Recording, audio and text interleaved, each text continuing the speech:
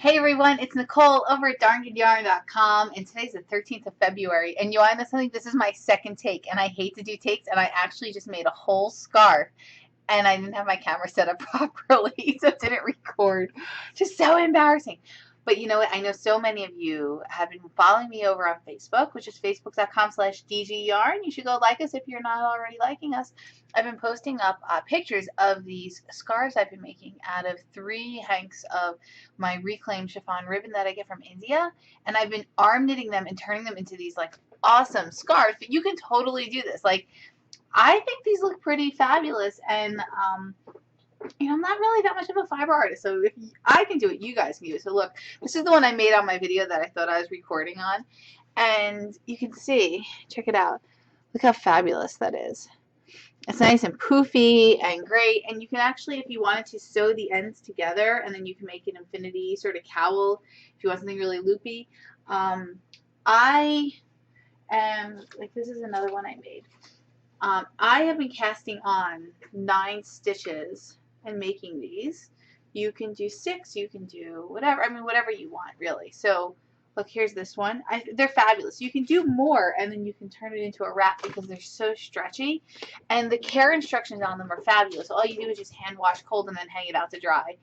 Simple as that. I wouldn't put them in the washing machine because the holes that you're making are so big, like actually using your hands. So you can hear Spears in the back playing with the squeaky toy.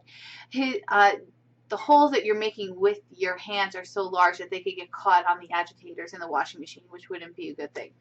So, yeah, you can see I have, well, you can't see.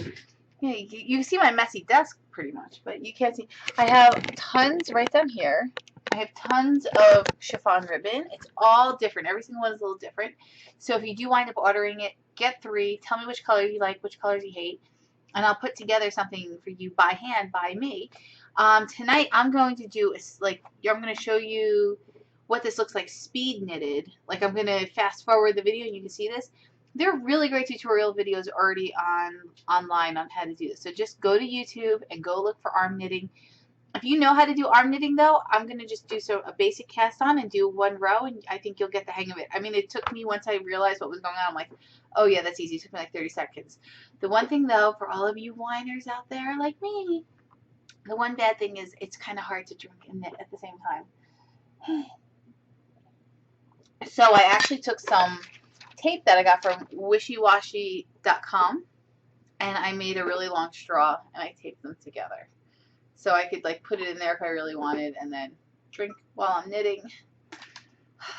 It's been a long day here. It's been a long week and it's Thursday.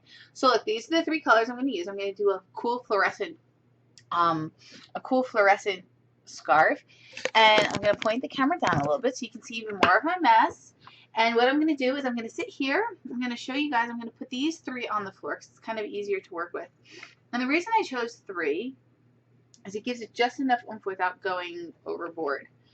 And again, the nice thing is that you can wash this on cold. And I would suggest washing, if you're going to give it as a gift, I just give it a quick little rinse to release any dye, if there is any dye,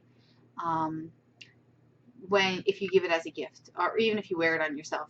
I use some like cute little soap with a little bit of lavender essential oil, and did that, let it hang dry, and it was great. And you see, this is the beautiful thing about the chiffon ribbon right off the bat. You see, I did my little slip knot, and you can see, like, there's a little mirror embroidered in. So, like, you never know what you're going to get with this chiffon ribbon. Because if you look at a lot of the other arm knitting videos, like, they're really good, but it's, like, boring yarn. And, like, this is so fun and fancy. And you can see, like, it just changes colors on you without you even planning, which is really just fabulous. So if you, just a really quick tutorial, and then I'm going to get into doing this like speedy. Do a slip knot. You cast on just the same way, but you're using your hands as the working needle, right? So you cast on. We'll fast forward through this.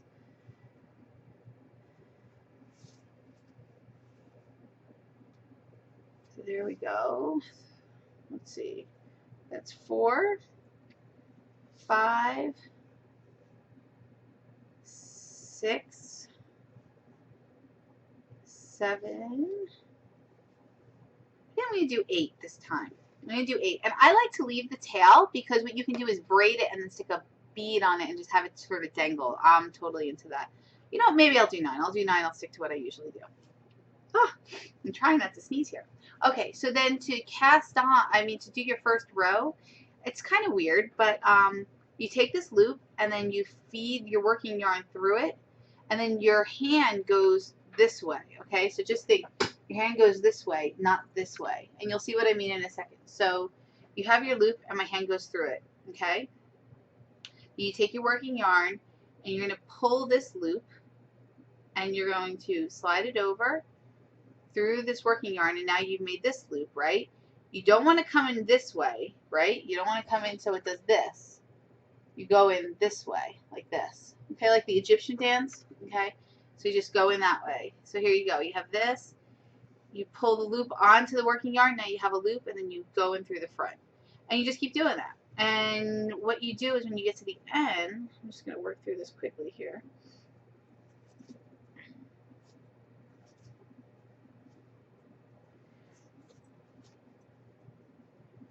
I love these colors. I'm so into fluorescents these days too. I'm going to have like 82 of these in my house. I have been making these nonstop. They are so fun to make. And if any of you like really know me, you know I'm like kind of really busy, and I've actually been stopping to make like 1 or 2 of these a night for gifts for people. So here's the difference between arm knitting and regular knitting, is that you actually, this becomes now your working needle. You don't like switch it back to your right hand. So you have your working yarn here, and I hold it, and then I'm just going to take this first loop. Okay, this first loop here. Sorry, I have to keep looking down because I'm not the best at doing tutorials. I don't really have quite the great setup yet. And I'm just going to plop it down on top of that, of the working yarn. I'm going to stick my hand through, okay? Now I'm going to grab this working yarn again, and I'm going to take this loop, drag it over, and plop it back down onto the working yarn. And then, again, this way versus this way. You don't want to do that. You want to do this.